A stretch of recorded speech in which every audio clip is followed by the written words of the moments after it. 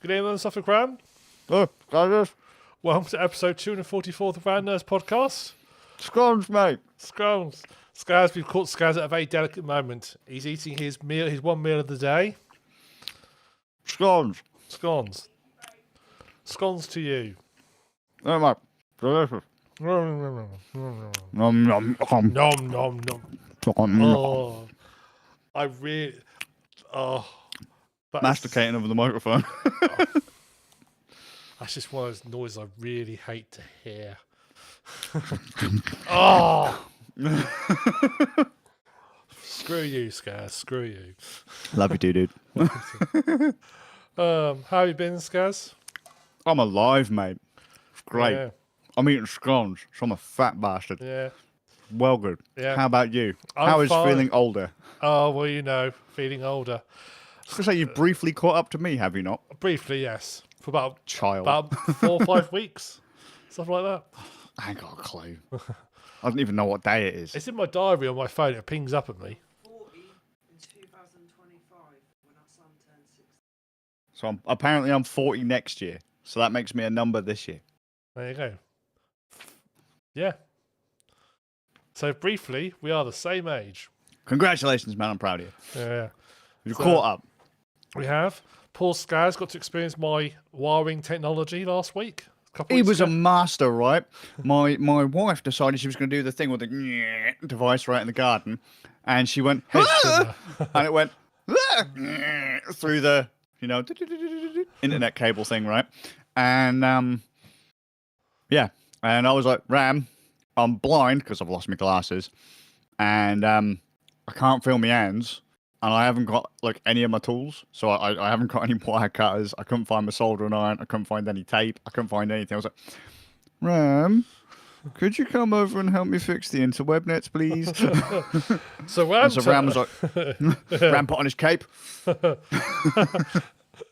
Ram turns up, and his high-tech tools consist of the cheapest set of wire strippers you can buy, a roll of electrical tape, some gaffer tape, and a Stanley knife. And do you know what happened? What happened? He used his superpowers, put them all together, and the internet started working again. The cable that was two became one again, and then the data started flowing back through it. Any sparker who sees my wiring will hate it, because it's literally just get the two wires and twist them together and hope. But it seems I'll to take it. work. It seems to work. Look, the internet flows through it, and it's not leaking out anywhere, so I'm fine with that. How do we know it's not leaking out? It might be. Have you put a laptop underneath that joint to see if anything leaks into it? Well, the firewall isn't telling me that anything's going anywhere it shouldn't, so I imagine it's right. Yeah. You know how like No, electrical circuits, they have those like little circuit breakers that tell by looking at the power going in, the power coming back out, and it can work out if there's someone's like killing themselves with it, and it doesn't short out. I don't know if there's an internet equivalent where it can go, well, I've sent all this data out, and then get all this data come back. That means it's fine. See, I just thought that's what your firewall was, to stop things from going places, but I remember that's only for external traffic. Yeah. Yeah. Yeah. Well, if I've got an internal leak, no big deal. Yeah, it's fine. It's fine. It's fine. I mean, there was nothing before, so if even only a trickle gets through, then it's good. it's still better than nothing. Eventually, someone on the other end will drown in data. Yeah. Maybe. So as we know, all the best permanent fixes are the temporary ones. So how long do you think my temporary fix will be there? Probably until I move out. Yeah, I thought so. That'd be the case. Because I'm going to be honest with you, mate. Anyone that comes round to my house, anyone that moves into this house after I'm not here, will look at the wiring and go, what the fuck are all these cables down in this corner for? And I'll have to put like a little tag on it. Internet to garage. Internet to bedroom 1. Internet to bedroom 2. And if they don't set up a switch downstairs, I'll have to leave a switch behind for them, right? Because otherwise... No? No. If you're going to leave a switch behind, leave behind a defunct Nintendo Switch just to troll them. Nah, mate, because you'll be able to hack that at some point and get loads of free games. Then also get a defunct one that's not working. Ah, but someone will fix that. You know they Not will. Nintendo. Nintendo won't fix it. Still, let's put it this way: Nintendo still haven't fixed all the switches we had that were broken. Yeah. Still haven't fixed them. Still trying to contact them. Oh dear. No replies. So the boys went out and bought their own. So they now got 2 Nintendo Switches. Well, they've got one. They may own 2, but they've only really they've got one. a functional Switch. Yeah. Nintendo are well happy because they've now got 2 sales out of my kids. Yeah. You think this is their plan? Yeah, don't repair them, just sell more. So I will say about the internet thing is your wife cut that cable in the most awkward place possible. But very cleanly. Oh, it was a lovely clean cut. It's just everything required stretching. I'm not a stretchy person anymore. Yeah, well... Yeah. I can't... I mean, yeah, but you were still youthful when you were fixing the cable. Oh, yeah, I'm old now, yeah.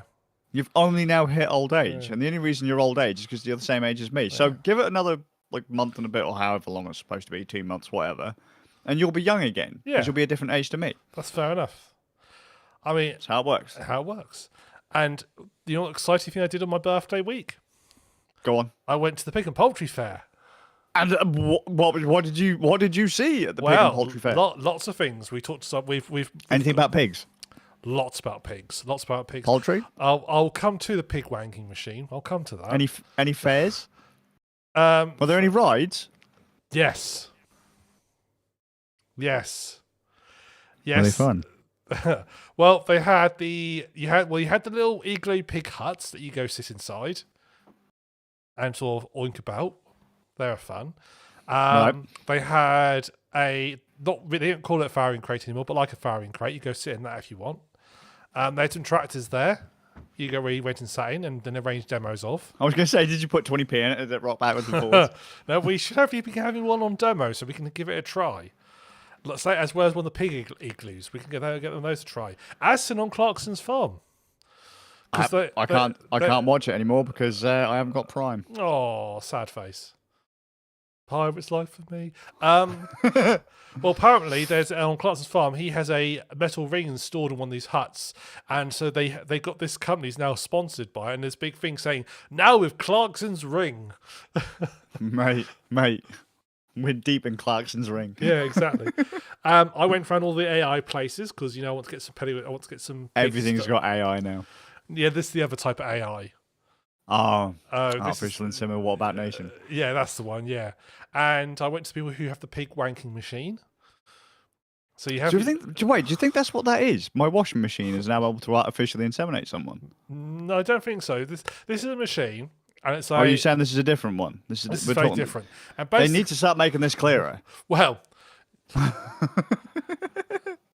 it's a machine, and it features a dummy sow, which is basically like a metal half semicircle pipe thing that's about 2 feet long that the ball lays on, and then underneath is a little tube with a rubber liner that can be inflated or deflated, and what you do is you get your balls willy, you stick it into the little tube, you hit a button, it clamps on, and then it pulsates, and the ball just sits there merry pleasure for half an hour or so until he's done. There's a market for this. There is a market for this. I think the company needs to learn to diversify. Me too. I mean, that's what 2024 is all about. Diversification, yeah. Exactly. Yeah. So, broaden things a bit and go, I reckon. This would work on more than balls. I reckon if we make a few minor adjustments. I don't think you need to do that, really. I would like to know how many of these Let's be fair, average human doesn't give a toss. No, so I wonder how many of these are installed somewhere. And on the Friday evening when everybody goes home, someone stays behind. Need to test this out, yeah. It's clamping on. Oh. Very good. Very good. Yeah. That's too tight. Back it off. There's a control box on it. You can release it and everything. Fucking yeah, you can release us over there. It's like we need to bring the buttons closer. Have I ever told you my joke about the farmer and the milking machine? I believe you have, but go for it. As soon as we're talking about AI. So this farmer buys a milking machine for his cows, and it's a fully automated one. It's fully automatic. The cow just walks in, does all its thing. But he's a bit sort of like, I wonder how this works. So he decides, before he lets it loose on his cows, he's going to have a go of it himself. So then he Of course he climbs, is. and he climbs, and it latches on, and it does its thing, and a few minutes later, he's like having the best orgasms of his life as he's getting sort of milked out, basically. But it won't. But after comments, it just won't release. It won't disconnect like it's meant to. And he's all like can't get it pulled off. He just can't get it off. And he's like signing the power a bit now because he's all stuck. But there's a phone number on the side of the machine. So he rings him up. There's a technical support line. And he says, "Oh, I've got a bit of an issue. It won't. The machine won't disconnect from one of my cow's udders." And the person says, "Oh, it's absolutely fine. It will disconnect automatically once it's pulled out 1 litre." Very good. Very good. Oh, that made me cringe though. Yeah. It's gonna get sore, Gav. It's going to be very sore. But I found somewhere that if you are into if that will sell a supplement for your balls that improves their sperm production. So you can have that if you want. All right. Sounds like you had a whale of a time, mate. Oh yeah, I had a great time looking at the various pig wanking devices and insemination devices. It's all the reason I go, really, to be honest. You need some excitement in that life. Well, I mean, you're an office boy now. yeah, I am So- an office boy now. Yeah, I'm stuck on the phone all day, calling up people and going full. I've gone full office now. I have electric shaver to shave with now, so I don't. And I sort of I walk in with my laptop and my little like satchel bag, and Are you wearing a suit? not got quite to that stage yet. I do wear a shirt, but Wait, hang on, you always wear a shirt. a proper shirt. No, I mean I prefer shirts in general anyway, but I do find myself going sort of like smartly dressed everywhere. So you like wearing like trousers Yeah, and a shirt? No tie? trousers, shirts, and leather shoes. And no tie. I didn't because it's meant to be. See, it's meant to be a smart casual environment. And I was told it's smart casual. Most people wear jeans and t-shirts. To me, jeans and t-shirts is not smart casual. That's casual. Fucking hell, mate. I'm smart casual all the time. Yeah, yeah. That's fine. That's so. I've moved up in the world, mate. All I've had to do is sit here and be a bum for 40 Yeah. years. So yeah, I stick with the sort of full-on office boy now, and it's and I have now had conversations around the coffee machine. Oh, why? Yeah, nothing You're exciting. making friends, man. You're making friends. I've made a few friends. You're the old It man had- in the had to fucking club. happen. It had to happen. Well, you know what? I really did make friends. We had a buffet the other day, and I bought my own homemade sausage rolls. Legend. And you've had my sausage rolls, I think, at some point, Mm-hmm. and you know that my sausage rolls just pull everybody. Pull everybody in. Yeah, everybody loves. Everyone it. likes a bit of ram sausage. They do love a ram sausage roll. Nice sort of chunky, meaty sausage. Oh, yeah. Yeah, they were eaten out within Oh, were they? yeah, very quickly. No crumbs or anything left. Oh, mate. They cleaned up after themselves. Oh yeah, they will. Yeah, it was very tasty, very very tasty. But yeah, it's been good. So other than various pig sex devices and sausage rolls, have you been up to anything, Skazz? Well, I've played a game. Oh, I don't know if we actually talk about those on this podcast anymore. Well, I as don't you know know, if this is the pig sex podcast. So Oh shit! we Hang on. did they not tell you that What- we changed all this when you left? No, mate. Mate, What- we ain't discussed games in years. I know we hadn't discussed games much before we left, but yeah, it's animal Episode sex. 1, we had games. It's animal sex all the time now. That's all we discuss now. I don't know if I fancy Google and animal sex.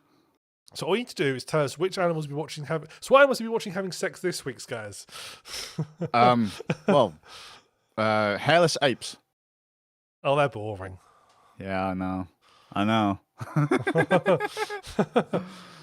But Anyway. hey, But I'll let you have a game this time. For all old right. time's sake, I'll let you talk about a game. all right. Thanks, mate. I appreciate it. I really, I do. So, I've been playing Hi-Fi Rush. Well, which you is weren't a game- you weren't playing any more of them.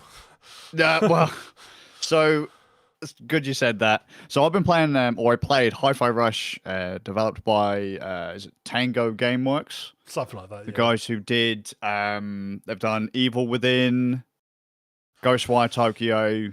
Was it Ghostwire? They did it Ghostwire Tokyo and Hi-Fi Rush. They got bought out by the Microsoft a while ago, and it was about a year, like a year and a half ago. Hi-Fi Rush was announced. It was like during one of their like big Xbox showcases. Check out all the new versions of Halo we're releasing today. And what about COD? And check out the new Call of Duty 512, whatever. Pew pew. Let's take out them fucking people who don't look like us simulators. Yeah. Excellent. Whatever. So get your diversity right. Sure.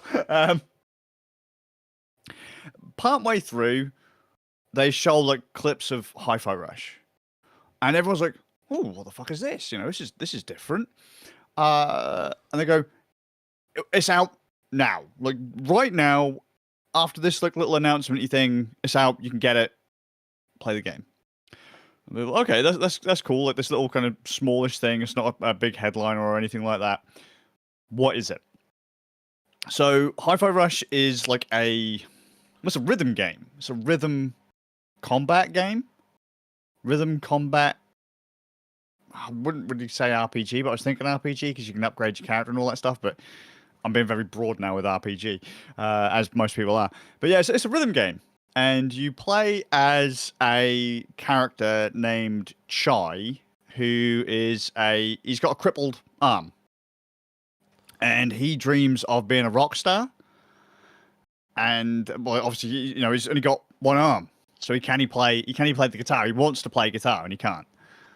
And he goes to this company, Vandalay, because they've got this project going on where they'll, you know, if you've got a crippled limb or an injury, whatever, they will, if you like sign on the line, you can get a prosthetic done.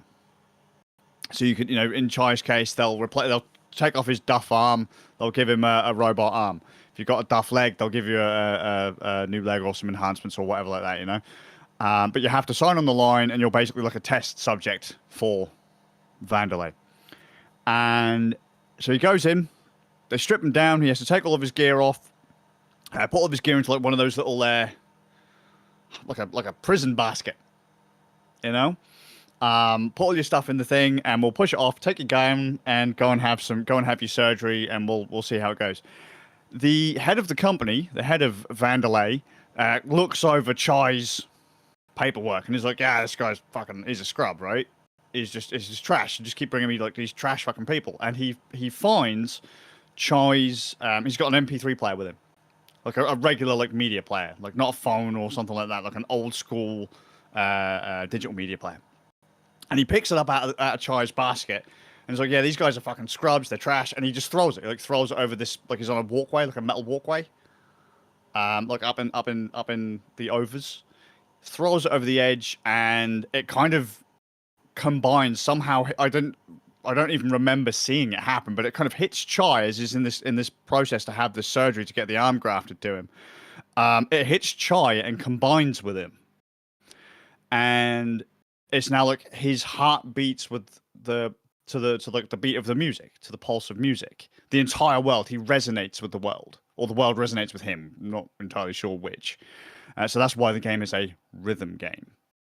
But because he's gone out of spec, he's defective. He's a defective unit. He's not supposed to be. He's supposed to be sent off to be destroyed, terminated, whatever. So basically, what is this company? Neuralink? Yeah. So Vandalay, like, yeah, you're a reject. You've got to go. It's done. It's over. So they send all like the security robots out to go and do in Chai. It turns out Chai's robotic arm is actually a litter picker arm. He's got like a little magnetic rod that he can kind of pull out of his arm, and he's supposed to be a trash picker. And it turns out it kind of, now that he's kind of pulsing with the beat of the world, the little metal rod when it magnetizes, pulls in objects around him, broken objects around him, and it turns into like a little kind of electric guitar, but it's not really a guitar, it's just shaped in a flying V of a guitar. And Chai has to basically fight his way out of Vandelay. He has to try and survive. Turns out, as you might have guessed, Vandelay's a bit crooked, and you get recruited by another lassie. Killer robots after test subjects. It's crazy, isn't it? I mean, who'd have thought it? But you get recruited by this other lassie, and the idea is to kind of... Oh, your audio just went there, Skazz. Your audio's gone, Skazz. I mean, you've got no audio coming through to me.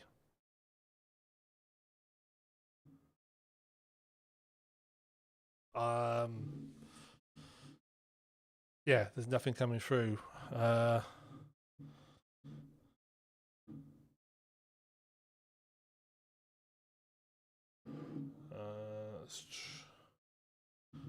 What if you try leaving the Discord chat and rejoining?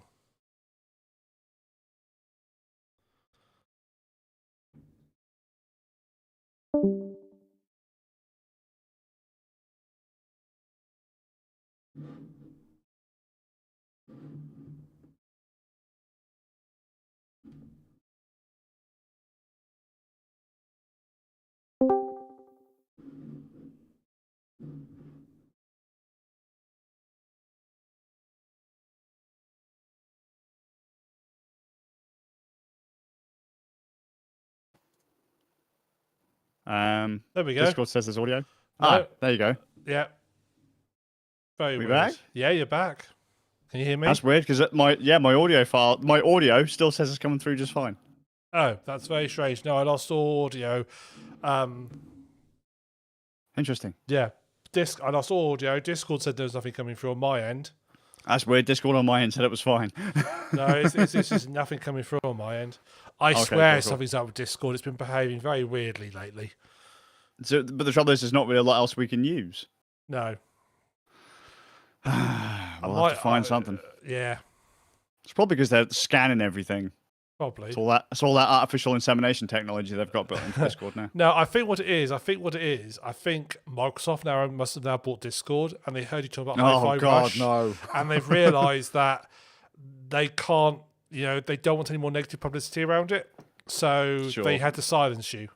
All right, well, I'll get to that. So they'll be bursting through the doors next. Just watch out. I'll get swatted by Microsoft. Yeah. You see, like the green and black Xbox logo, like guys in riot suits, kick down the door, pin to the floor, gun to the head. Yeah. Oh man. What they do is they beat me to death with a Duke controller. Just remember, when they come in, all you need to do is run from them a bit. They'll overheat and get a red ring of death, and you'll be fine. Fantastic. The board warps. Yeah. Their back gives out. So where was I at? About the lassie rescuing you from the evil... From Vandelay. And the idea is basically supposed to find out what's going on with Vandelay and stop them. Chai's robot arm becomes a guitar, like the shape of a guitar, and you that's your weapon to you wail on enemies. So like instead of using a sword, you use an electric guitar, or an electric guitar made out of magnetized junk. With your trash picker robot arm. Now, the game is neat in that, as I say, the game plays to a beat. So there's, you've got a soundtrack going in the background, and the whole world pulses to a beat. So it's like 1, 2, 3, 4, 1, 2, 3, 4, and if you just mash your attack buttons, you'll still get attacks coming out, but they will only come out on the beat. However, if you attack on the beat, you get bonus points, bonus damage. Right? And so it'll go, you could have like skills that'll be like 1, 2, 3, 4, 1, 2, 3, 4. And that'll say, if you go 1, 3, 4, 1, 3, 4. If you have that rest, you'll then launch an enemy into the air and continue a combo in the air. As you recruit more characters, if you like, you can do special attacks, combo like team up attacks with them, and if you press the combo button on the beat with them, you do more damage, cooler stuff happens, and all that kind of stuff. You've got tons of different special attacks that you can unlock through playing the game. Power slides, power chords, different little riffs that he can kind of mimic on his guitar. As I said, like combo attacks with different characters and that. And each character you equipped, or every character you unlock as you go, will help you defeat a certain kind of enemy. So the lassie who recruits you to try and help you take down Vandelay, for example, has the ability to take down enemy shields. So if like an enemy shield's up with like a blue shield, you use her against, or her special attack against them, and then the shield gets knocked down temporarily so you can keep attacking the enemy. You can also use her against certain environmental triggers because she's got a gun, so where you can't reach them, she can shoot the trigger and move on and stuff. There's like little bits like that as you go through the world. And again, bonus points for dodging on the beat, attacking on the beat, that kind of thing. You don't have to, but again, extra points, extra damage is, always nice to do it. To be honest with you, all you have to do is literally just remember 1, 2, 3, 4, 1, 2, 3, 4, and just keep on pressing. If you're on a control pad, X, X, X, X, X, X, X, X, X, X, X, X, and you will basically win. Yeah. You just win the game. Once you get into the rhythm of it. Mm-hmm. You know what I mean? So is it like an on-rails shooter type thing, or is it just literally a rhythm game where you push it and you have to just get the combos, or do you have like some sort of like control of, okay, now I want you to attack that, or is it like, oh no, you have to, it's a third-person platformer with like, you know how when you like play arena shooters, you have like a corridor segment where you have to navigate the environment, then you end up in like a big room, arena, enemies come out, do the thing, win, next corridor segment, arena comes up, beat the arena, corridor segment. It's kind of like that. It's like that. So you have like third person traversally sections. You'll end up in like a small kind of arena-y area, or you'll see like these vents on the floor, and that's where kind of like security robots will come out. It's very like it's heavy on comedy. It's heavy on comedy. So like characters will fall over, they'll take the mickey out of each other. Nothing is particularly serious. Vandelay overworks their staff, so they're all kind of disgruntled and kind of bitchy emos, or they're really sarky. You just kind of, as I say, you do the corridory bit, you do the platformy bit, you fight the enemies. Next story beat will happen through the corridory bit. I say through the corridory bit as if it's really plain. It isn't. Like, there's quite a bit going on. There could be like explosions, volcanoes, because Vandelay has a fucking volcano there. As you do. You could be zipping along on like zip lines through the sky and stuff like that, and you have to kind of like dodge things to the rhythm of the game. All sorts of stuff. All sorts of stuff. It's neat. Go through these zones, get to the boss of each section of Vandelay, R&D, security, accountancy or whatever, and beat them, beat the bosses, get the security key code that they all hold, and then eventually go and fight the big bad head of Vandelay, whilst kind of finding out the story of Vandelay, and why they've gone the way they have, and all that kind of stuff, and basically trying to help Chai reach his dream of becoming a rock star. Because he's dumb as fuck, but he's confident everything's going to be okay. He rushes in. He doesn't really worry about the consequences. He just goes. It's like he's got a dream and he's going to go for it, and it's kind of fun. Soundtrack is pretty solid. However, I played the streamer mode because the game is heavy on licensed music, and obviously, if you use licensed music on a stream, you're gonna get your stream's just gonna get taken down. You're gonna get a copyright strike, and you'll lose your channel, and that's it. But they have a streamer mode where they use in-house music. So I don't know like the top end of Hi-Fi Rush's soundtrack, because obviously there'll be like stuff like I think they said there's like 9 Inch Nails and that on it, and all that kind of stuff, like heavier rock tunes and all that to go with the story beats, which I imagine would probably hit better if all of a sudden a song plays and you're like, fucking yeah, you get really psyched for it. I didn't get any of that groove because obviously I'm playing the in-house streamer stuff, but even that was pretty good. The music's pretty good. Graphically, it's gorgeous in this like cel-shaded style. Combat's pretty fun with the rhythm. You have to unlock different special moves and stuff as you go. Special moves, regular combat moves, upgrade Chai.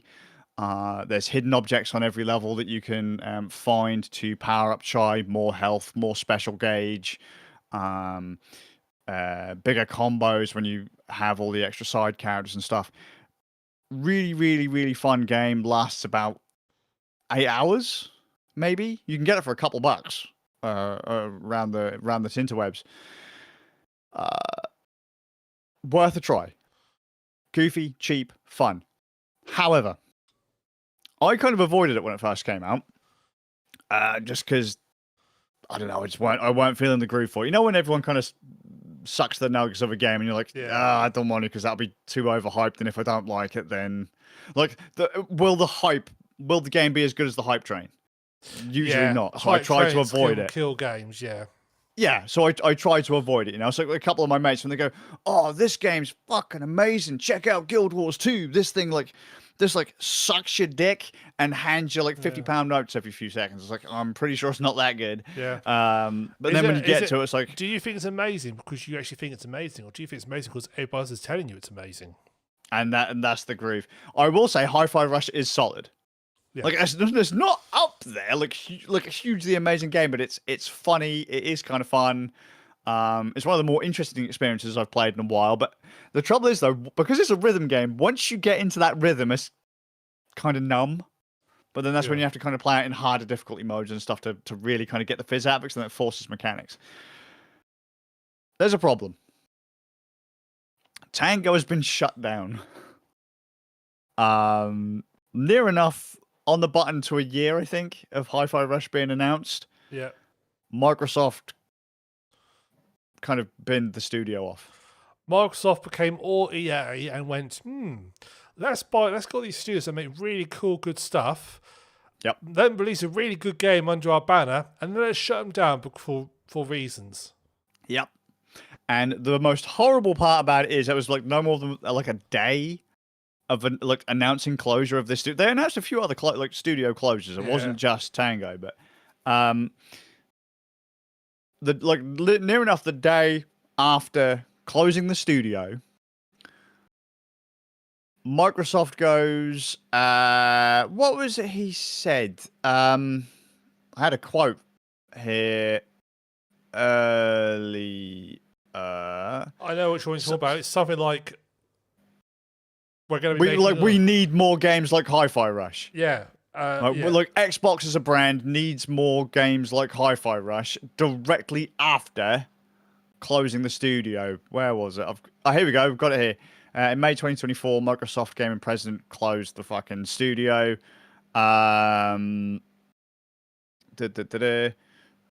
This guy claims Microsoft needed more games like Hi-Fi Rush despite shutting the studio that created it. It's like, good job, guys. Fucking...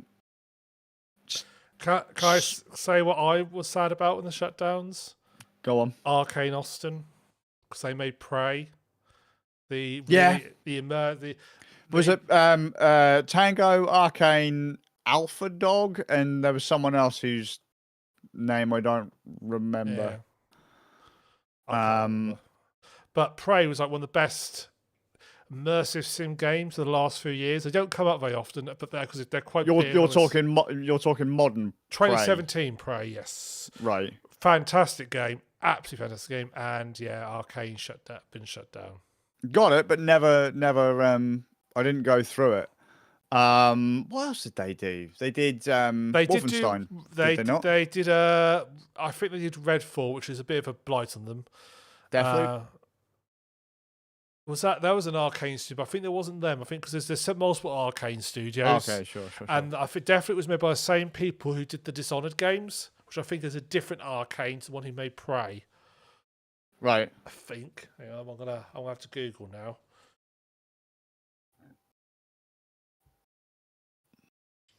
Like this just seems to be a thing that the gaming industry is big. Gaming industry is in utter shambles right now with EA closing everything, Microsoft closing everything. Ubisoft has no idea what the fuck they're doing. The first quadruple A game and it sucks bollocks, and it was in development for God knows how long. I only just realised was it Skull and Bones was announced before Sea of Thieves. It was supposed to have been released before Sea of Thieves, and it sucks bollocks. Right? Like, Ubisoft have no idea what they're doing. And then Square Enix announces they're bleeding money. Yeah. Like, the modern gaming... What was it? Square said, yeah, PlayStation exclusivity, not good for us. It's like, no shit. Platform exclusivity. Who'd have thought that was a dumb idea? The gaming industry's in utter turmoil right now. Yeah. It's Not to say that gaming's bad, because we've still got indies, but the big boy studios have no idea. I think it's been the whole gaming industry, I think, has been a bit of a bubble that's been waiting to burst for a long time. Because the trouble is, game development is getting bigger and bigger, more money's been pushed into it and so forth. And this is something that's going to be a bit controversial. The price hasn't gone up linearly with how much money is being spent on them. No, it hasn't. No, yeah, I remember when games were 50 quid when I was a kid, and they're still they have gone up a little bit in the last couple of years, but not in line with inflation. But you see, the thing is, gamers won't pay much more. Exactly. But the trouble is, the gamers also want the really massive studios. So, at the simple truth is that games are costing more to develop because people want more. It just takes more time and money to do it. If you want higher graphics, man, it takes think more about time. it. When we were kids, a small team of like 10 people could bang out an entire game. Yeah. Right? Like a game's budget would be peanuts. Now, games are so expensive, they can't afford to make big sweeping changes. No, they have to just stick with the formula that works, Ubisoft, and they just keep on, and they have hundreds of people working on because we want look at this latest Assassin's Creed where the water will lap on the beaches dynamically. It's like, that's great. Someone spent all awful time programming that, but that cost isn't going to be recouped, and they rely on games selling shit tons to counter it, and the likes of Prey probably didn't. The amount of effort required to put into didn't, but people. But then look at the Final Fantasy VII remakes, though. Yeah. You know, they put in all that money. The games look gorgeous. I ain't gonna lie, they look gorgeous. The characters look gorgeous. The soundtracks are amazing. But you ain't gonna shift the units to make those games. No. It also doesn't help that you turned a fucking 50-hour game into a 3-parter. Yeah. Just 50 hours apiece. Yeah. It's just been a bubble that's going to burst for a long time. Yeah. And I think it started to get out of hand around Xbox 360, PS4 kind of times, you know? Yeah. And it's only getting worse as time goes on. Because, you know, you've now got that one guy in the graphics department who is spunking away near enough what used to be an entire budget for a game. Yeah. You know? When we were kids, right, one guy could make a game. Yeah. Just so for the Americans and everyone else out there, in Europe, we never had a video game crash. No. Right? In the UK and Europe, we didn't have a video game crash. We had the home computer revolution. And literally, people would sit in their bedrooms with their little home microcomputers, BBC Micro, Amstrad CPC, Commodore 64, Spectrum. And they'd sit there and they'd program their games and they'd write it on tape because you could program these computers. You'd write the game onto tape, you program on tape, and then you'd go and fucking flog it. You'd duplicate it a bajillion times and you'd flog it. And you'd make a bucket of money. Right? And you could do that just one guy. could do that, and the games were sufficient. Like they were simple, but they were working, and that was our industry. There's actually a documentary about this, by the way, Bedrooms to Billions, talking about the British video game industry, and they actually saying that how once you started getting the other players involved, Nintendo, Sega, eventually Sony, you had to pay licensing fees, cartridges were expensive. A lot of studios went under because they didn't have the capital to pay the upfront cost for the media. And the cost has just been going up and up and up. And they say many a time in these things, was it in Bedrooms to Billions, the first one, then like the Amiga years, and then the PlayStation generation or something like that. They say like every time the requirements goes up, you'll see entire groups of bedroom coders just go away because they can't do the graphics. No, they can't do the music. It costs more and more and more to do this it's stuff. a hell of a skill. A good graphics artist to the standard you want. You can teach people to be good, but you can't teach them to be that level good. You have to have that skill. It is a real skillful job. And to work in 3D? Yeah. That's nuts. Yeah. Designing something in 3D is hard work. Doing stuff in 2D, like on a two-dimensional plane, like a platformer or something like that, not that big of a deal. No. 3 dimensions, game design completely changes. Yeah. Because you can't necessarily control where the player's going to go. No. And we have this crazy thing that I don't think exists in any other sort of like media industry, which is people seem to get very upset if they discover you reusing assets. Oh, mate, Battlefield did that loads, and they did it really well. Yeah, but that's the point. How often do you need to remake a traffic cone? You don't. But there are people like, this is the same traffic cone they used in the game 4 years ago. What is going on? This issue has some extra polygons in it.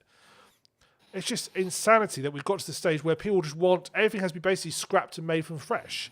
And I would actually like to know, and it might be out there, I've just literally put something ahead, I might be out there, I would like to see a pie chart of typical game development costs in terms of like the section of the game. How much goes into programming the game versus graphic design, music design, narrative design? I would like to see a breakdown of where all these costs go. And based on gut feeling, I reckon most of it goes into graphical design. Yeah, because you got to think as well when it comes to like programming and stuff. Once upon a time, they had to code the entire engine from scratch and all the tools used to make the game. Now they just license, not all the time, but they often just license an engine from elsewhere. Yeah, and let's be honest, Epic makes most of their money through Unreal Engine licensing. Mm-hmm. Them or CryEngine is the other big boy. Yeah, not so much Source anymore. It's there because their Source is so well. The new versions of Source aren't really there anymore. Source has been in a couple of things though, hasn't it? It never quite got the same popularity as the other two. What was what's two of the bigger ones that Source has been in recently? Oh, I couldn't say off the top of my head. It was an EA game, 2 EA games. Titanfall 2, Titanfall 2, and the Apex Legends. Yeah, they're all on Source. Yeah, and it's just got to the stage now where basically you spend so much time just pushing to the next level. In actual fact, it's diminishing returns because everybody expects the next game to be that slightly better, good quality. Well, every upgrade step costs proportionally a lot more. It's not like yeah. It's not like, I mean, I could probably rip together a like PS2 era quality guy with a basic blender tool. I could probably whip something together like that fairly myself, but I couldn't do anything to the style of like a modern game. Couldn't do it. I haven't got that skill, and it's been redone every single time. It's insanity, and it costs. And just think about it as well. Money. Look, if you were to do a photorealistic design of a character, right, and then you needed to change something, you have to get that person back in. Yeah.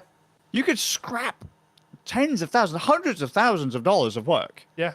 In like just changing one scene. Yeah. And the real trouble is that you're also on a time limit effectively because you start code. I mean, let's face it. This games go to development hell. They take so long to get to the end stage that stuff they created at the start is no longer no good. I believe there's a short documentary about, is it Deus Ex Human Revolution? And the nightmares that the team had there going from IDOS to IDOS, but under Square, Yeah.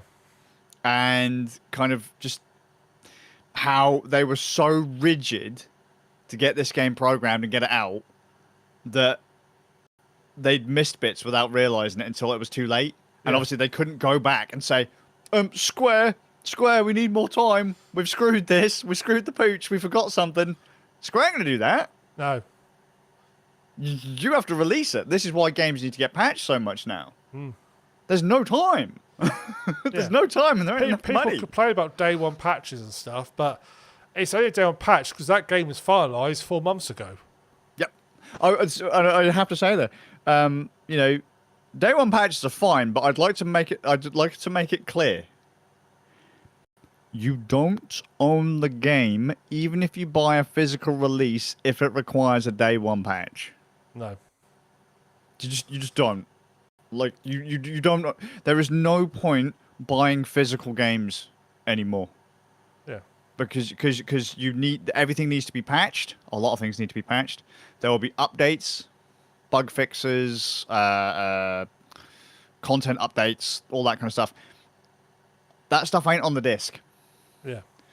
It's all going to be. I mean, what was it? Tony Hawk's Pro Skater 5 had a patch release that was bigger than the initial game. Yeah. Right, so even if you own that pressed version of the game and you go, I own this, look at my physical copy of the game. You put that in your system, that ain't the one you're playing today. No. No, it's not. So, you know, games are too big. But this is why, if I say like the industry is as a right cluster right now, the indie scene's doing really well. The old guard like us generally don't care about graphics. No. But a lot of kids who only grew up with bigger and better graphics, they want bigger and better all the time. Every single time they see a game, they want it to be bigger and better. It's all about specs. Kids these days, all they see is specs. Does it run at 4K? Is it 60 frames a second? How long is it? What's the price? Is there going to be DLC? That's all they care about. And once again, I'm going to sit and say that what makes a game look good isn't the graphic quality. Lighting. It's lighting. Lighting is what makes games look fucking amazing. Yep. And my favorite example of this is, you know which one it is? Valheim. Valheim, switch off the lighting. Valheim is a PS2 era game. Yep. Looks shite. It looks absolutely shite. Switch on the lighting, it looks gorgeous. Beautiful. It's same graphics, just the lighting's not better. They are spending so much time on... We've got to the stage yet that does the graphics really need to improve that much? Trouble is, it's become the dick waving contest now of comparing each other's. Who's got the most realistic physics? Who's got the most realistic graphics and stuff? It's like, you don't need that anymore. That's because they need to sell hardware. Yeah. Every few years. Oh, we need new hardware. Why?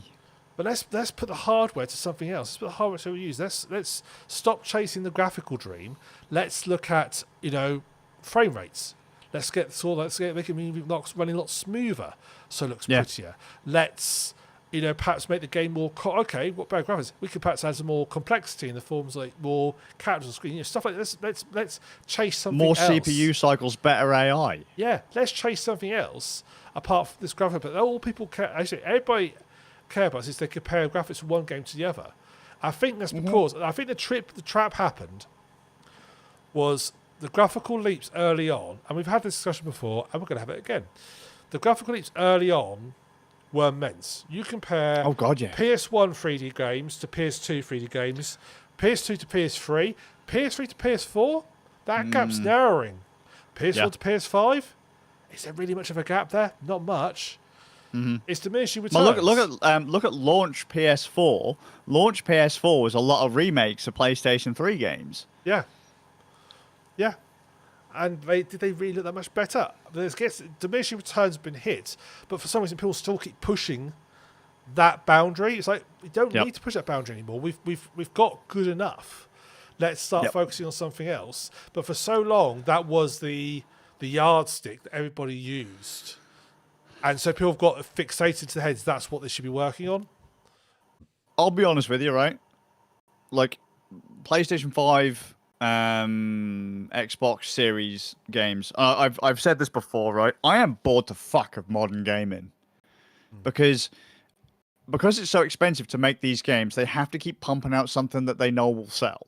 Yeah. Sarcastic echo, it's know will sell, right? So it's the same as something I've played before. Yeah. You've just changed the paint on it.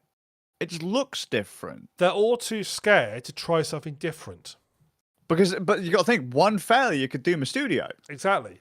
Yeah. So they can't take they won't take the risk because it costs so much to make these fucking games now. But I'm like, these games suck. They're expensive. Well, they're expensive. They're like 50, 60, 70 pounds plus. Some games are upwards of £100, and they're shit. It's exactly the same thing I played like 10 years ago. It just looks better. I think the same thing happened to cinema a few years ago, where all films were spending so much time on, again, graphics. Mm-hmm. And it basically, they had to justify the cost. They had to basically play by the numbers and produce something that everybody they thought they knew was going to do well, or do averagely good. So all I had to do. They have to appeal to a mass market, Exactly. But then in doing so, they alienate the actual fans of the series because they've oversimplified everything to make it fit into this box. Yeah.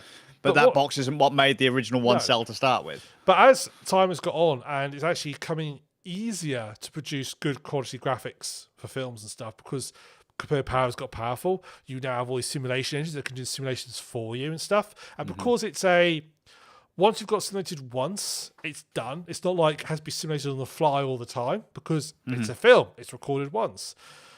That, I think, means that it's now opening up the opportunity for even like more niche films that aren't designed to go for mass market can now look really nice, because you don't need it's now so easy, particularly the form of like AI tools coming in helping out, simulations. The fact that you can Blender's got some fantastic simulation software and it's completely free. It's incredible. The trouble is that doesn't really work for gaming, because most of most graphics is done on the fly. Yep. So you can't escape that thing. You are basically down to raw processing power, and I think Can I say something that's going to sound kind of stupid? It will sound stupid in like 20 years' time, right? I think we're at the peak. Like, obviously the industry's fucking crumbling right now because they haven't got the money to keep going. The hardware's good enough. We're there. Yeah. Right? You don't need to go any higher. A PlayStation 5 or an Xbox Series X is good enough. Yeah.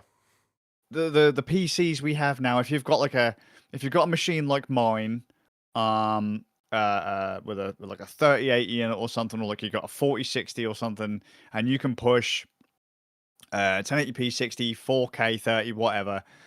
You're there, man. Yeah. Right? You can do everything, you can play everything. Stop chasing those marginal increases in graphics quality, because you're ignoring all of the best bits. Yeah. You're ignoring the story, you're ignoring the mechanics. Yeah. You don't have time to bug fix everything. Game design. Bring back game design. Yeah. Don't do the cookie cutter scenario. Yeah, stop taking a framework you've already got and just going, yeah, hey, this works. New coat of paint on it. Ubisoft. Yeah. Hey, Bethesda's no fucking better. Fallout and Skyrim. They're basically the same thing. Yeah, post-apocalyptic or medieval. Yeah, try something different. And I think where the graphics will advance isn't in desktop gaming. It'll be things like VR, because the processing power will advance and allow that to catch up. Yeah. Because VR games still can't be as good high fidelity as a normal screen game, because the processing power is not there. But let's say graphics were happy where they are. Let's let machines still get a bit powerful, but that just means VR can pull along a little bit. Yeah. And let's say concentrate on design. Just make games interesting again. You've got there a lot. I'm sure there are hundreds of people who've got very creative ideas. Some will work, some will won't. But they are stuck. Like, we want to try this. No. We know from market research that players like collecting things. we'll throw out there as well, guys. You do understand that achievement hunting is literally feeding games developers the shit they think you want. Hmm. If they see that you've all dinged a specific achievement, then look, okay, let's focus on this kind of thing next time. Yeah. You know, like if they see like, oh, he's done like 1,000 chainsaw kills in Gears of War multiplayer, they'll go, well, let's make more of that. Yeah. You know, I'll get rid of achievements personally. Yeah, I fucking can't stand them. I can't stand them. But I know so many people who like the game isn't done until I platinum it. I was like, The achievements are ones that are actually an achievement. Trouble is, there's so many achievements. It's like, congratulations, you open the menu screen up. yeah. Hyperdimension Neptunia has a bunch of joke achievements like, hey, congratulations, here's an achievement. You started the game. Yeah. To be honest, if I was a game developer and I got forced to put achievements in, I'd be pissy. That'd be the sort of thing I'd do. I'd make it so you get all the achievements by the time you complete the first level. Yeah. Just to take the piss. You pressed the attack button. You jumped. Yeah. Well done. Here's You your little pressed the pat on pause back. button. Do you feel good about yourself now? Here's an achievement. Do you feel good about yourself now? How about now? Here's another one. Here's another one. You've got 10 achievements. Have an achievement for getting 10 achievements. The fact that they have to put achievements in now, like, you've watched all of the credits. Yeah. It's a bit sad. Well, it's. Really. I mean, They need to bring down the cost of gaming. They do. Well, they need to start like me and Zabel finished. We finished Borderlands last night. Tiny Tina's Wonderland. We finished it last night. Sure. We got to the credits and we thought, that's how I say there's a post-credit scene. Those credits must have gone on for over 20 minutes. Yeah, I've had that with some games as And well. Jesus Christ, dude. I said to Zabel, I said, I'm not besmirching all the people on here, but I'm sure there's a good chunk of these people on here who don't need to be in these credits. You don't literally need to credit like the person who comes in every morning and knocks the front door. You know, they're not. It's a nice gesture, but it's also rather pointless because they're not really contributing the game. There were like all these teams of like just people who like there's like comes out like 6 people in it, and they like did some program, some subsystem, and then the credits. It's like, do you really need all these like different companies doing this? It was insanity watching how big the credits were.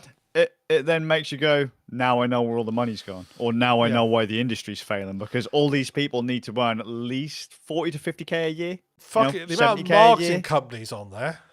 Yeah, no, I know. Yeah, I know. But that's been a problem since the days of the bedroom corner. The leeches come in. Yeah. Yeah. Nothing spreads by word of mouth anymore. Like, hey, we paid like millions of pounds to have an ad put on the side of a bus. Yeah. And that requires 10 of you to do that? Does it really require 10 people in that department to do that, ma'am? Let's try it with 5. 10 people at 50 grand a pop. Yeah. Yeah. There is. It's people complain that, like, you know, oh, I don't like people spend. I don't like it when companies spend all this much money on like sort of stuff. But all you do when you spend money on a game, you're mainly spending on salaries. That's the majority of what's being spent on. Yes, hardware plays a part into it, but majority of money is spent on a salary. And there are so many people getting say, and I don't say those people don't deserve what they're getting paid for the job they do. I'm not saying that at all. But I'm just saying that maybe we need to readjust to go, do we quite need all these people in this one issue doing this wrong thing? Wouldn't it be nicer if instead of having one massive company with 1,000 people in it, you split up into 10 companies with 100 people in each who could produce 10 different games, and just don't worry if they don't necessarily, because that's the other, because there's so many of them, they have to turn a massive profit. Should also note, games companies, can you please stop listening to Twitter? Right, if or like a games journalist, right? If these people are jumping up and down, shouting and screaming about your game, and they're demanding you make changes in your games, they're probably not the people that are going to buy your game to start with. No. Right, and this happens on from every conceivable angle. Yeah. Right, just make the game you want to make, and then people who are on the same wavelength as you will buy your game. Yeah. But as soon as you start pandering to whoever, right, you're losing it. You're going to be spending more money and likely sell less because you're not going to satisfy any one group. Yeah. like I say, make the game you want to make. Yeah, But there's sadly a lot of people can't. the trouble is it's because they are stuck in it needs to make a profit. It must make a profit. It must make a profit. It needs to be 4K. It needs to be 60 FPS. It needs to have ray tracing. It has to have this. It has to have that. But as I said, concentrate on the lighting. Yes, put the ray tracing on there because ray tracing makes things look a lot better and don't require that much increasing your graphical quality to do it.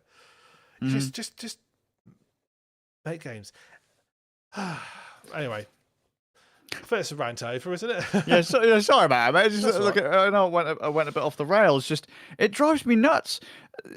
I think there was like a marketing thing. I don't know how true this is. I'm just pulling like numbers out my ass at this point, but like, I swear there's like a thing that came out and said, oh yeah, a lot of gamers in 2023 or something they were playing games that were over a decade old. Like the most played games of that year weren't games that came out that year. No. And it's like, well, because they're all bored of it. Yeah, they're just. Yeah, it's any studio. It seems to be mainly studios that are controlled by publishers over developers. That's where it tends to go wrong. Because publishers just not very, and this is true of like most media as well. Actually, it's publishers. Well, they just want. They want to make their money back. Fair enough. They're investing in it. They want to make their money back. That's fair because that's what they do. But the trouble is, it means it's a model that just narrows everybody down to a very common set of themes, a very common set of way of doing things because that's what sells. Think of all the different games we had when we were kids, man. Yeah, and let's be honest, half of them were crap, but it didn't matter. Of course, but they didn't cost much either. No. And if you didn't like it, you could make your own. Yeah. There were no expensive tools. You just had to learn how to code. Yeah. On the hardware you already had. No need to buy a dev kit or anything like that. You just programmed a game. Yeah. I think this is just, to wrap up, I think this is why the indie scene is still so good. Yeah. They're not focused on graphics. They're focused on a decent story, decent mechanics. That's when you are in a situation where you've got no budget to do something.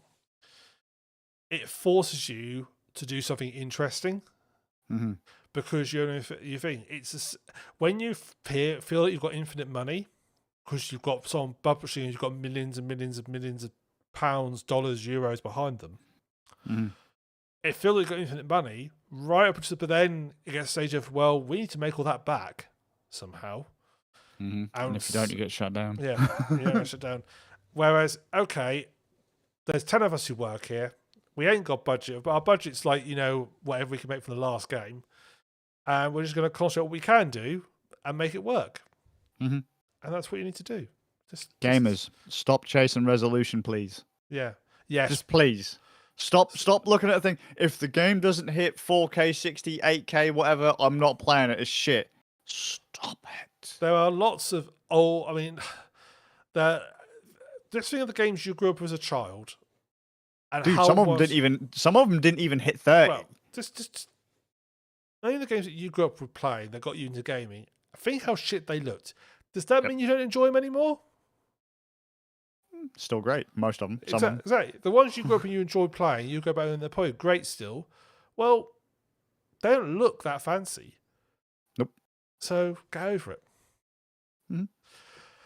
Right. Well, speaking of games, speaking of playing decade-old games, I installed this week and started playing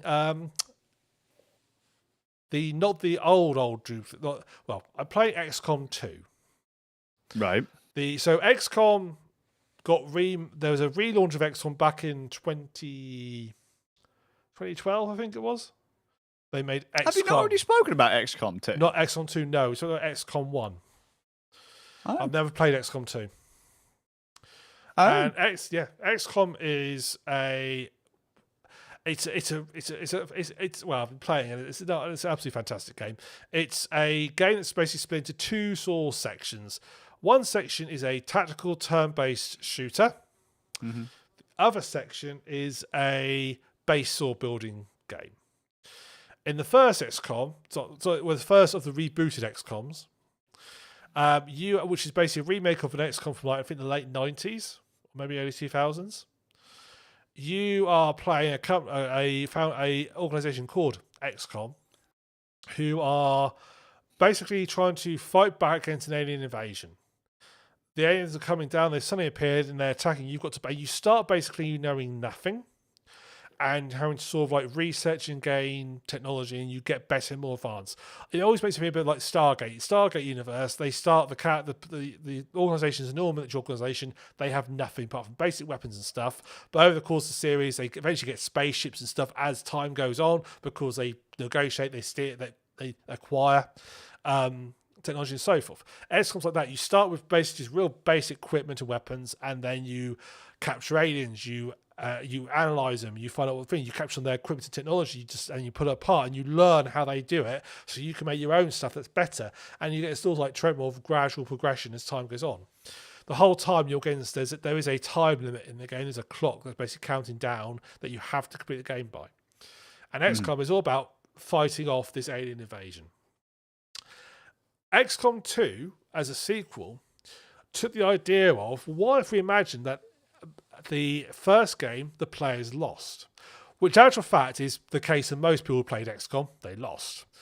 And XCOM 2 is set 20 years later, after the aliens have invaded. They've actually basically colonized us effectively. And they are here. And now XCOM is a resistance movement. So you are... So the first bit, you're basically the commander. Commander, I think he pronounces it.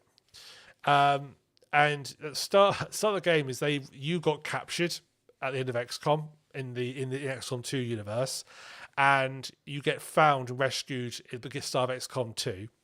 And there's a chip in your brain. When they put it apart, it appears that it appears that from the chip in your brain, what you've been doing while you've been unconscious is playing XCOM, because it's been running battle simulations. Sure. Yeah, sure. so it's like, oh, you've been playing XCOM. Okay, which is... so now you are in a ship called the Avenger, which is basically a big... I think it's an alien sort of spaceshipy thing that sort of that can fly around. And you are basically leading the start of the resistance. So you are going around sort of like investigating bases and sort of finding more resistance members, taking down alien groups. If you saw there's an alien assassin, alien like commander here, let's go assassinate him, that sort of thing. The game, so the base source side of the game is a sort of it's basically sort of like set in a mode where basically everything takes like some time to build, so it'll take days to build, weeks to build, and so forth. And basically you spend your time sort of like, you can fast forward as you like sort of like go, oh, we're going to scan area looking for something. This may take 5 days. While that 5 days is going, other things are happening around you, and there is a clock that's basically constantly running to the game ends. So you are against the clock. So you can't dilly-dally, but at the same time you can't rush, because you won't get the equipment and gear you need to do it. Now, whether you think that's a good or a bad thing, I'm sort of indifferent to the whole thing. But when you like have a encounter, and so eventually you'll get a situation where you will find like, oh, we're going to go raid this alien base. And it's different, because in the original XCOM, you were basically like always on the defensive, as it were. Maybe attacking bases, but you're defensive. Whereas this one, you are like a small group of people who are just raiding a base. You'll then go into the turn-based phase of the game, where you'll find yourself on a map, grid-based map, and you'll have it starts off at 4 soldiers and go up to 6, and you'll basically make your way around the map, and you'll have to try and keep an objective. Your soldiers are... Let's talk a bit about your soldiers. So your soldiers are sort of like, you pick them up randomly, or you can recruit them from like resistant bases and so forth.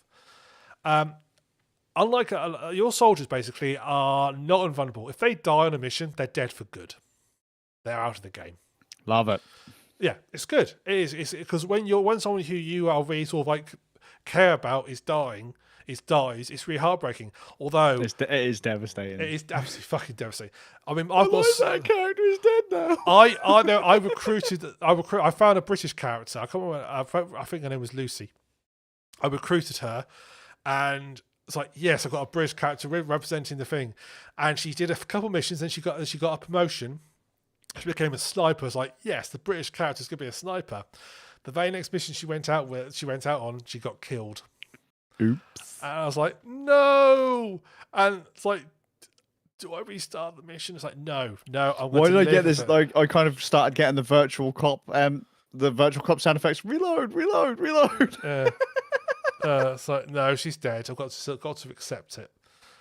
There is another sniper that I've got called Endo, he's been through a lot. He's had some psychological problems because he's had so much death and destruction around him. He's had to have some time off because he got a bit too stressed. And if he dies, I think I will cry because he's this Japanese dude and he's a sniper as well. He's fucking good at being a sniper. I really, really don't want him to die. I will do. Good luck. If there was one mission I played with him where this alien like serpentine thing grabbed him and pulled him down, I was like, I don't care about anybody else. Endo must survive. I'm going to send everybody else, newbie who's only been on one mission, go kill that thing. You'll die in the process. Doesn't matter. Endo will survive. Save Endo. But yeah, so your soldiers, they'll if they survive missions, and they'll get promotions, and they gradually get upgraded, and then which skill they'll go into, which sort of like path they'll follow, is sort of randomized. I don't know if it's based on what happens in game very much, but so basically you've got like sort of a heavy sort of grenadier type path. You've got like a support character. You've got like a sniper character. You've got one that does like sort of carries like a machine character, and you've got like your basic. There's one that's like got like sort of infiltration. What's different to the previous XCOM is at the start of most missions, you all start in like concealment, like stealth, basically. And as long as they're around enemies, there'll be like these little markers that show like sort of like a red marker. As long as you keep out of those, also as long as you don't move within those, you're quite safe. So if you find like, cause the enemies, it's your turn, their turn.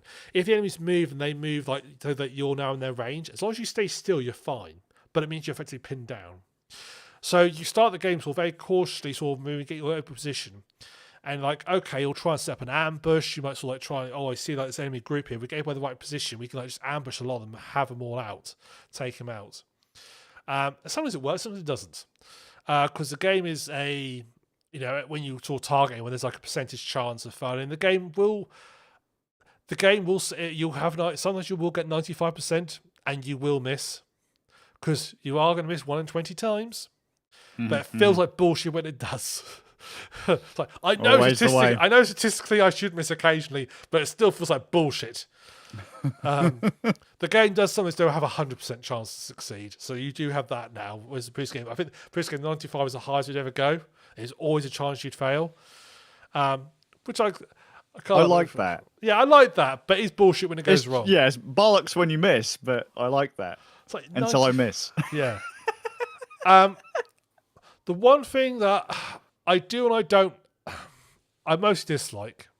I know exactly, from a game design purpose, I know exactly why they do it. I know it's so great. Most missions have a turn timer. So it's like, okay, if you don't get to this person or this thing in 12 turns, it will finish doing its job and it'll be too late. If you don't get extracted within 12 turns, the area's going to get firebombed and you'll be dead. You are... it's tight. It is and it isn't. It's not actually that bad because you can move really far, but it is...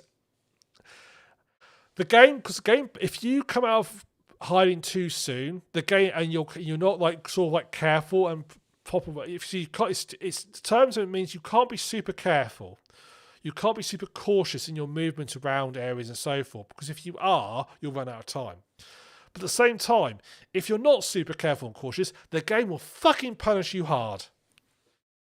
It will. Yep. It's like, okay, you said that guy is a bit of a scout. Okay, well, he's now in the open. Everything's going to shoot at him, and he'll be dead. Because like our basic weapons do 3 damage, and he's got 5 health. Bye.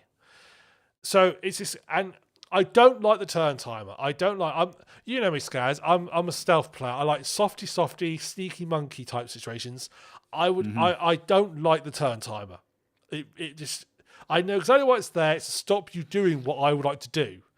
Yeah, which is so but then that gets on your tits because it forces you to play in a way that you don't want to play. No, exactly.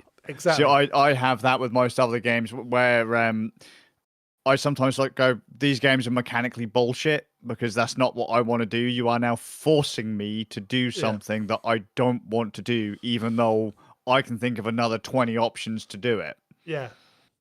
And I remember, because the previous game did it as well, but I don't recall it being as bad.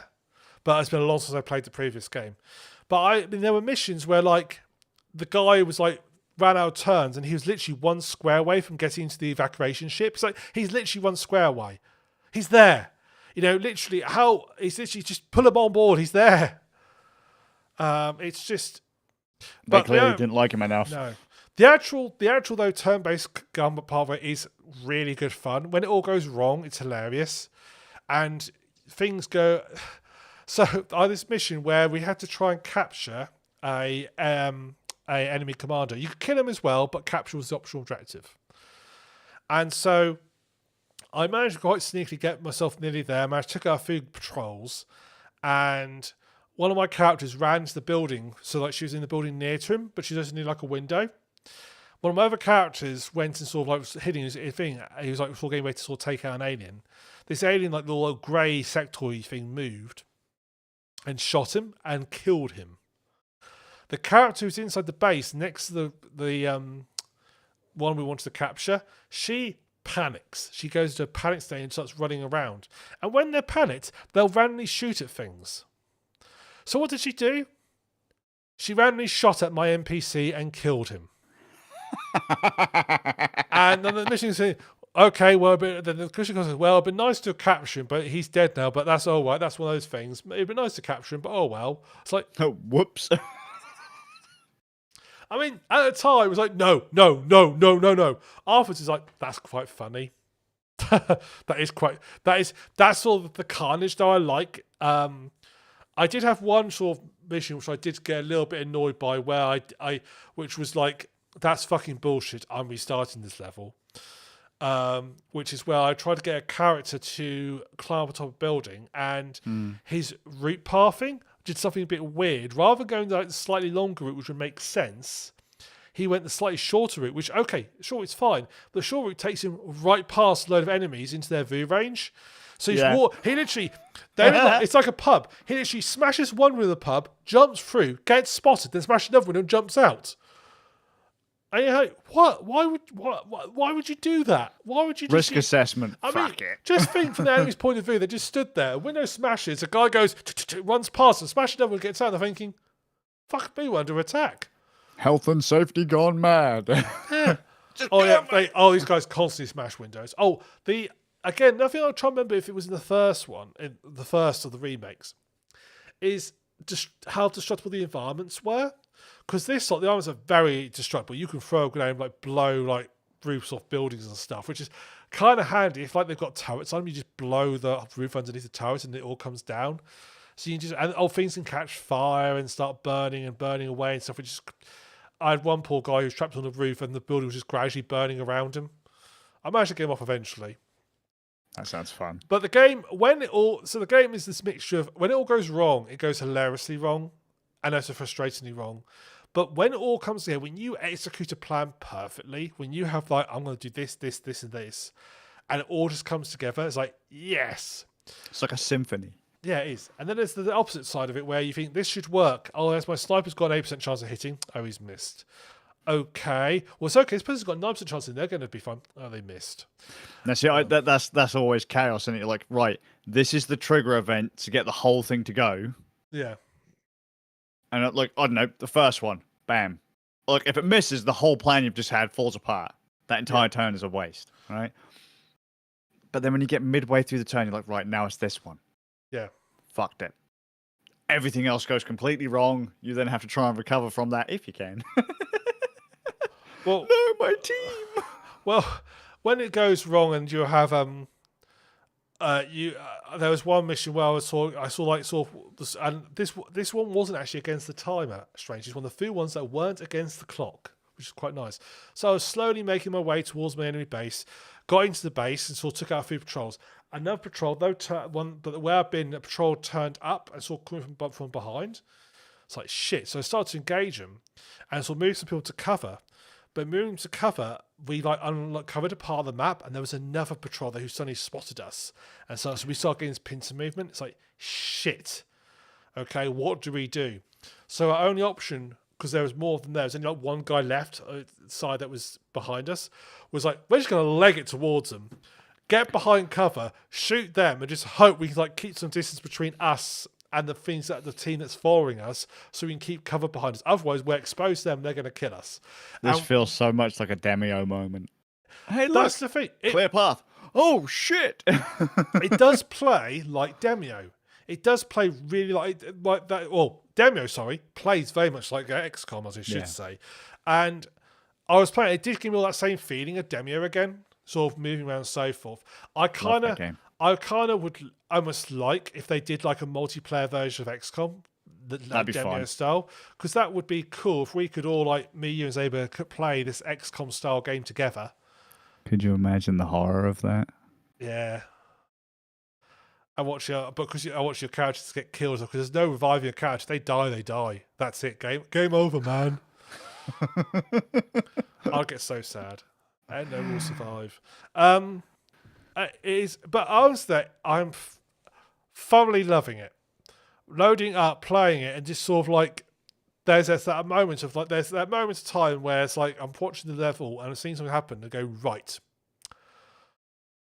I get my arms and hands, I put my hands together and I go, right. I'm going to need a good 10 to 15 minutes to think about this. This is my equivalent of being a chess grandmaster. This is my equivalent. I can't play chess very well. I know to play chess, but I'm not ever going to be good at it. But I can be somewhat competent at XCOM. And I can sit there thinking, I'm going to come up with a plan that's going to save everybody. And I've got the plan. I implement it, and it saves no one. But it doesn't matter, because the plan was there, and it was almost good.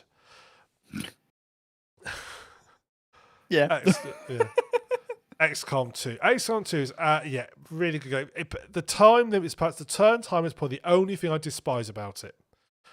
I really either give it a few more turns or just not have it at all. It's almost got to the stage where I've been very tempted to run cheat in to see if I could find the turn time in the RAM and just like add like 50 turns to it, just to sort of like, or maybe how I would have probably personally have done it would be have the turn timer, but it doesn't activate till your team is discovered, so you can sort of like move your team round. And I'd like the option of, if they come across an enemy force, if they can all take them out in one of your turns, if you can eliminate the whole team, it doesn't break like concealment, because almost like you just ambush and took him out. That would be quite cool. But it's one of those things. I understand why it's there, and I get why it's there. It probably might be too easy if you didn't do that, but it doesn't matter. I still prefer fun.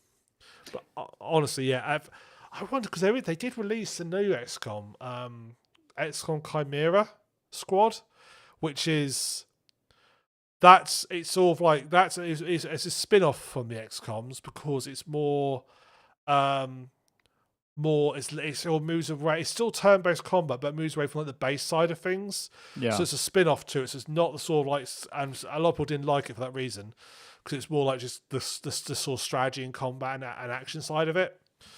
But I wonder if that's got co-op on it. Just as a quick note, because I don't know when this is going to be released, until June 6th, XCOM 2 is currently available for £1.74 on Steam. Ooh. If you ain't got XCOM 2, buy XCOM 2. It's very good. 90% off, or you can buy the XCOM Collection, £6.35. A co-op XCOM game would be amazing. What if just have a look at Chimera Squad? Is that on there? Yes, XCOM Chimera Squad, 85% off, £2.54. Wow. Have a look at that, just out of curiosity, and see if that's got any sort of multiplayer aspect to it. I doubt it will, but Steamworks, remote play, family share.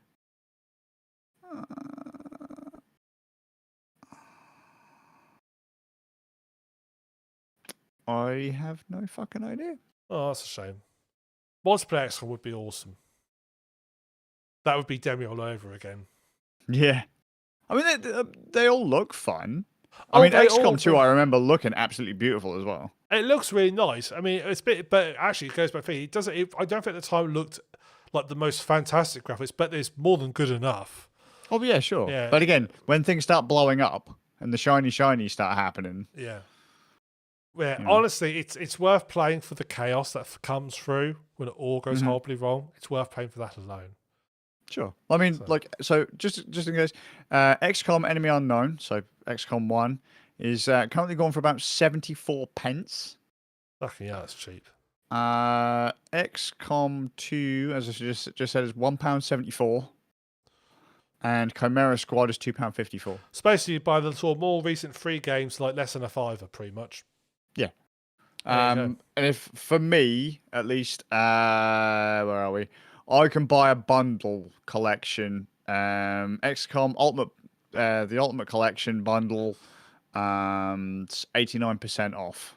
For me, it's £15.11 down from £142. Wow, I think it is. That's a bargain and a half. Yeah, and that's like all the games, the DLC for XCOM 1, DLC for XCOM 2, Chimera Squad, all that. The only thing that's not on there is the 74 pence that it would have cost me for XCOM 1. Yeah. No, I love that's a hell of a deal. Yeah. No, but yeah. So, but yeah, it's one of XCOM 2 is very much the game I wish I played back in the day because I would have really loved it. I mean, 2016. Yeah. XCOM, I think Enemy on that was 2012. Yeah, I'm pretty sure I played Enemy Unknown when it came out. I'm pretty sure. Sure. But XCOM 2, it very much got put in the list of I must play that at some point, and then just never got around to it. But that list gets longer and longer and longer as time goes on. Yeah. Commander. Oh, one other that's really hilarious thing. In XCOM 1, you're like behooving to this like council where there's this one guy who's got a really deep voice who goes, Commander. And he gives you missions and stuff. In XCOM 2, despite the council gets disbanded, and he turns up again as the sole person in the council who didn't turn traitor. And he's like, I'm working with the high ups, so I'll help you out, Commander. It's like, oh, you're back again. He still gives you fucking missions like he's in charge. It's like, good job, Kev. It's like, where are you? Welcome back. You're sat in some back room with no light bulbs because you can't afford them wherever you are. And you just ring me up yourself and say, Commander, we need you to go do this. Like, fuck you. I'm on a flying ship killing aliens. You come here and tell me what to do. Come on. Yeah. It's like, yeah, but no, mate. Commander, I was part of the council. Yeah, the council that disbanded. Where are you? Where were you when it all went wrong? You're wrong. So I'm in charge now. And it's like, but mate. I'm the I'm the commander. I'm the captain. I'm the captain now, meme. Commander.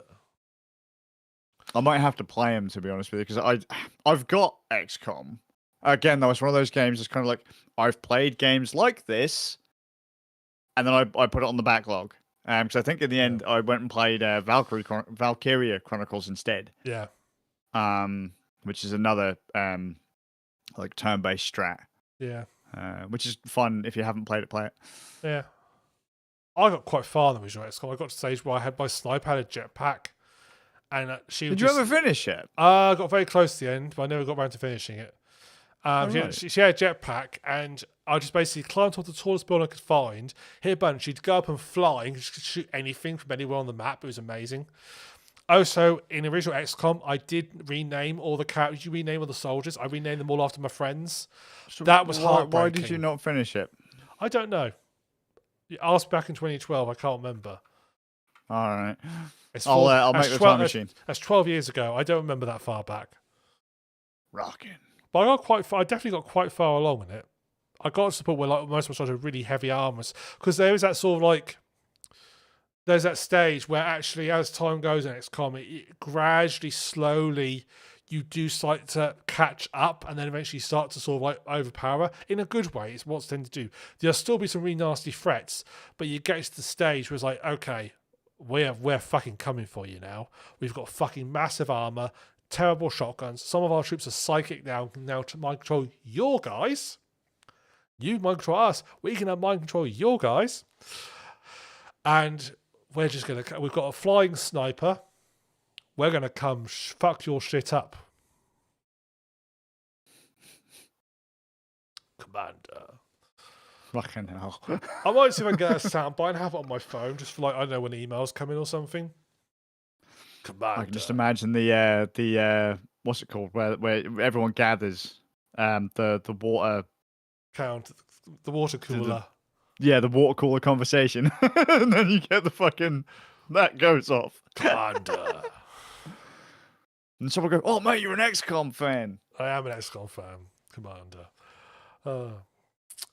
Right, well, anything else from you, Skazz, before we wrap up? Nah, it's me done, Gov. Cool. So I want to say thank you everybody who's joined us this evening. Hope you've enjoyed it. You can join us for our next podcast, which will be on, I apologise for the noise, the 6th of June 2024, here at 6:30 GMT +1. If you haven't already got Valkyria Chronicles, if you haven't already got XCOM, the collection by then, you're going to have to pay full price. Yeah. All gone CD keys. You can join us for our next games night, which will be on the 5th of June, which we need to decide what we're going to play, Skazz. I've heard. So we need to figure something out for that. So you come join us for that. So that'll be at 8:30 GMT +1. You can check I both. can tell you what it won't be. What? XCOM 2. No, because it's not co-op. You can check out both that stream at half. You can check that out on our twitch.tv/randnerds channel, and you're also in the YouTube podcast. You can see the podcast on YouTube on youtube.com/randnerds as well. So for everybody who's joined us this evening, thank you very much for joining us, and we look forward to seeing you in a fortnight. Take it easy, guys.